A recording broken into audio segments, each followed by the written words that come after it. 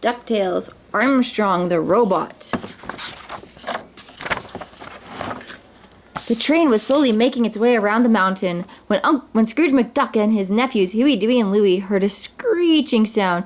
The train came to a sudden stop, and Scrooge and the boys found themselves thrown in the back of the car.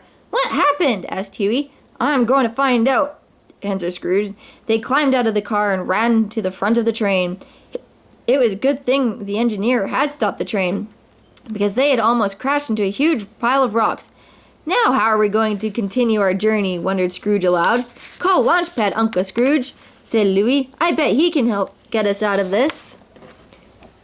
"Do you really think he can help?" asked Scrooge. "Sure," said Dewey. The engineer let Scrooge use the train's radio to call Launchpad.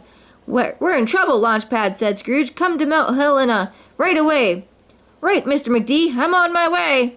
Before long, Launchpad's plane landed on the roof of the train. Then he jumped down and started trying to move the rocks, but it was no use. They were just too heavy.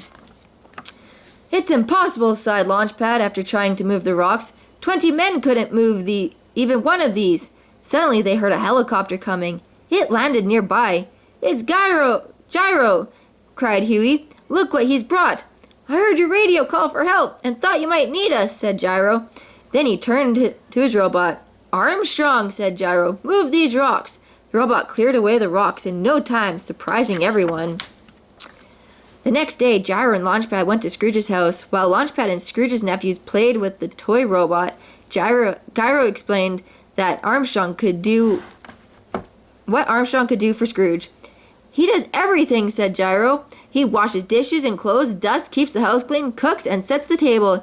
He can also do bookkeeping, drive the car. In short, he can do anything you ask without getting tired or making a mistake. And he works for free," added Scrooge. Scrooge loved his new robot. "I won't be needing you anymore, Launchpad," said Scrooge, walking him to the door. "But I've always been your pilot," said Launchpad. "I know, but times change," said Scrooge. "I'll probably be letting my butler go too. I'll call you if I need you." And with that, Launchpad found himself on the streets. Soon Armstrong was taking care of all the housework and ran Scrooge's businesses besides. Scrooge fired thousands of office workers because he didn't need them anymore. In fact, when Scrooge went to work, there was nothing for him to do either. The robot had done it all, and done it better than Scrooge could himself, without making any mistakes.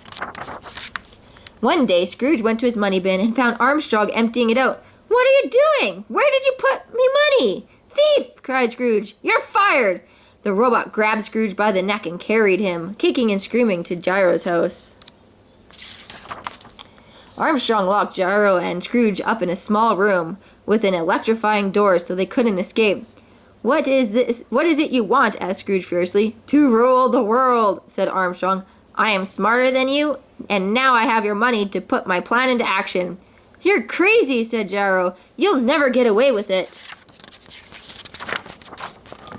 When Scrooge's nephews returned from school, they were surprised to find Armstrong aiming a weapon at them. "He's got a laser gun," yelled Huey. "What has he done to Uncle Scrooge?" asked Dewey. "I don't know, but we need help. Let's get Launchpad." The brothers raced to Launchpad's house. They found Launchpad packing. "Hi, kids," he said sadly.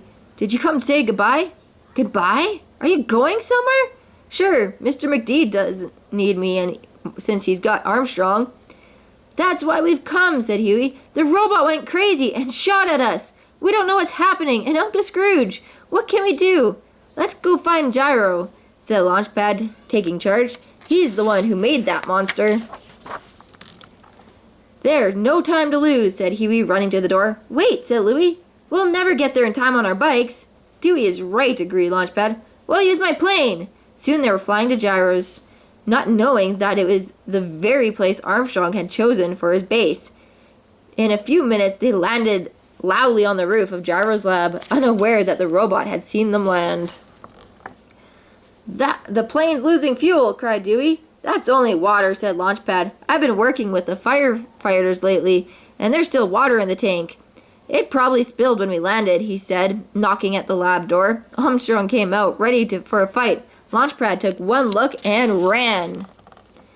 Armstrong was determined to catch Launchpad. "Try the roof, Launchpad," yelled Dewey. "He won't be able to get you up there." Launchpad hurried up to the plane's rope ladder. certain that the robot was too heavy to follow him up. But Armstrong had long arms and reached up and grabbed Launchpad by one foot. "Let me go, you monster!" screamed Launchpad. In a panic, Launchpad grabbed the handle that opened the tank full of water and watched it spill all over the robot. When the water hit Armstrong, he froze. Sparks flew everywhere and he clattered to the ground. "You beat him!" shouted Huey, Dewey, and Louie joyfully. "You destroyed Armstrong!" Then they went into the house to free Gyro and Scrooge. "Great job," said Scrooge, shaking Launchpad's hand. "You're not mad because I ruined your robot?" asked Launchpad, smiling. "You didn't seem to need anybody else with him around." "I was wrong," said Scrooge. "From now on, you are the only one I trust to fly my planes. Agreed?" "Agreed," said Launchpad, shaking Scrooge's hand. Another handshake. Scrooge turned to his nephews and Gyro. "I've been thinking," he said. "After all this business with the robot, we all need a vacation. How about a cruise to the Bahamas?" "Hooray for Uncle Scrooge!" cried Huey. "Hooray!" shouted everyone.